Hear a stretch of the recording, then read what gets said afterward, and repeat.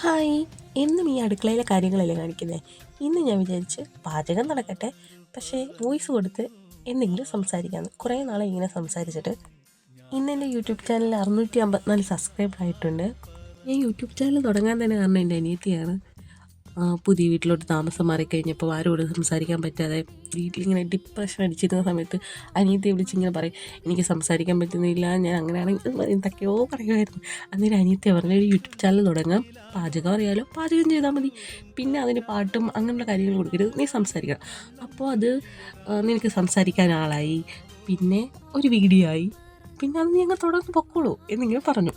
അന്നത് ഒന്നേന്ന് തുടങ്ങി 654 സബ്സ്ക്രൈബർ ആയിട്ടുണ്ട്. എല്ലാവർക്കും നന്ദിയുണ്ട്. പിന്നെ 2026 എടുത്തൊരു തീരുമാനം, തടി ഇച്ചിരി കുറയ്ക്കണമെന്ന്.